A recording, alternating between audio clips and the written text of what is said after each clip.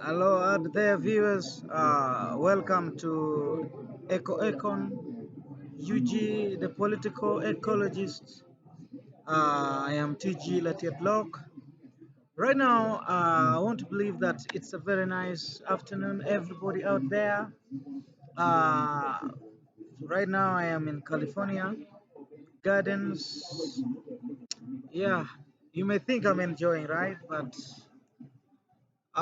when you look at my background, okay, and considering the fact that I am a political ecologist, an environmentalist, a conservationist, there are evidences that what I crave so much to conserve and protect, the hoods, have really suffered.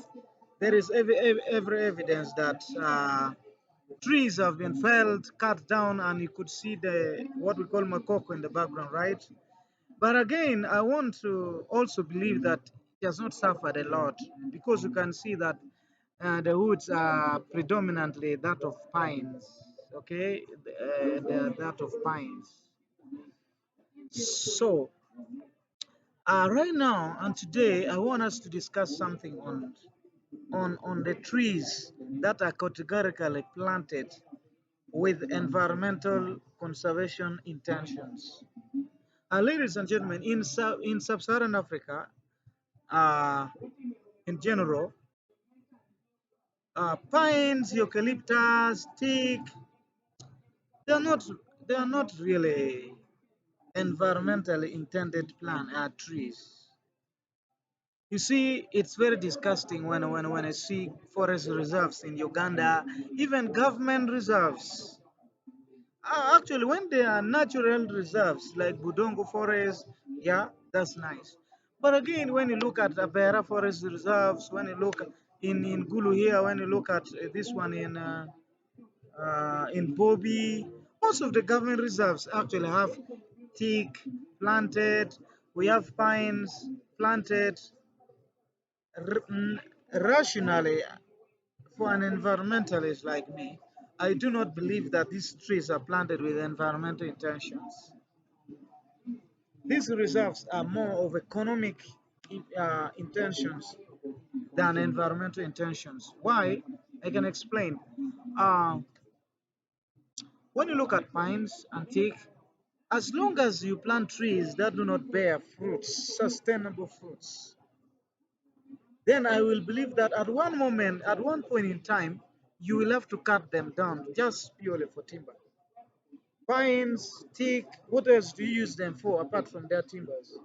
An indicator that even if for 100 years, they will reach a time that we will cut them down.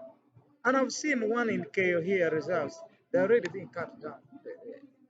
They're already being cut down for timbers and other wood fuels. So that means that the moment you cut them down, the environment is brought back to square one.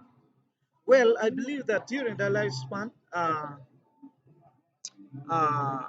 they will help also in carbon sequestration. They will play a role in the green revolution and also take part significantly in what we call the decarbonization drive. But when you cut them down, the environment is reduced back to square zero. We are back to square one. So what have we done to the environment? Completely disservice to the environment. So it is incumbent upon this background that I, as an environmentalist, as a political ecologist, would believe that we need to plant fruit-bearing plants, trees that grow tall.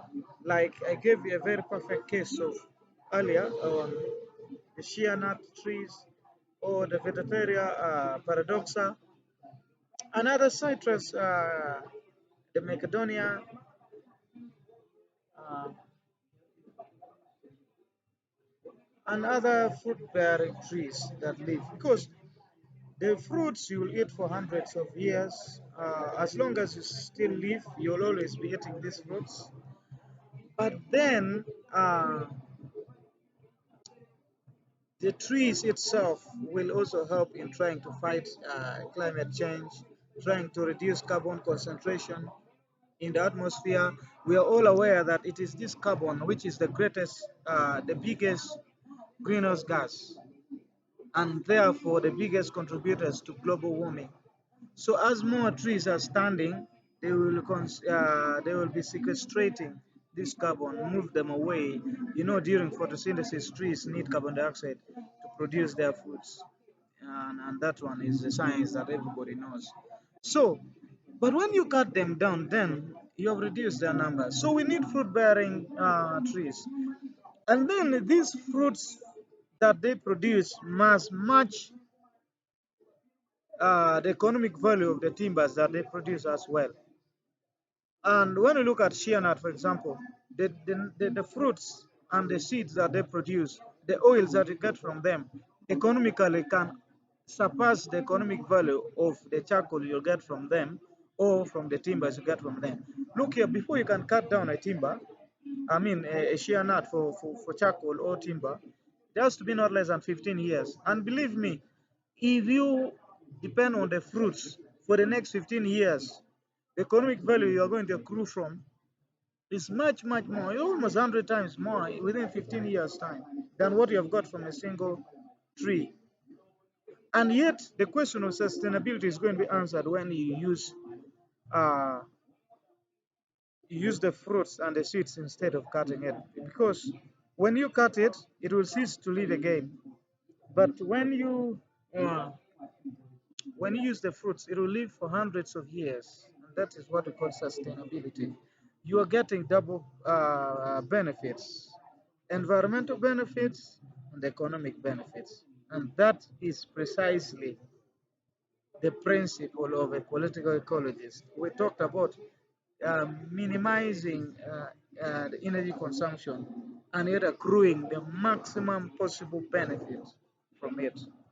So I will implore government to venture in their reserves more on fruits-bearing trees in the game reserves than on those they will eventually cut down and bringing the environment to square one. So as long as government still continues planting trees like pines, which they will eventually cut after 15 years, then in actually it is like Fodo Gelot. It is like beating feces with a stick, because at the end of the day, they will splash on your faces, and you'll have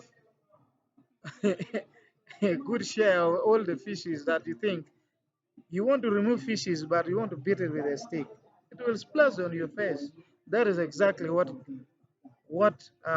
planting teak, pines on guises of environmental protection is a futile endeavor, because at one point you will have to cut them down because of pressures that come because of timber. So we need to strike a balance between planting this, and then we need to do research on plants that take only 1 year, and then the trees, the woods are good enough for charcoal. And then we need to also plant maybe the ones that we are only intended for timber. But we cannot plant those ones that are intended for timber, but disguise ourselves as environmentalists also trying to conserve environment. That is a very big lie. So, ladies and gentlemen, you can now see, as long as you're planting to save the environment, we should know the trees we plant, because we need trees that we may not want to cut them, but we still accrue benefits out of them. That is precisely what I can say in this video. Thank you very much for watching, ladies and gentlemen. I remain TG Latelok. Subscribe to EcoEconUG, the political ecologist. um, like our videos, and also comment. We want to see what you say. What do you think about that? What do you think about planting trees that eventually you'll have to cut them for timbers precisely only, other than planting those that bears fruits you eat for life, and then their tree stands to conserve the environment for a lifetime as well. So that is what we need to venture into, ladies and gentlemen. Thank you very much for watching. See you next time.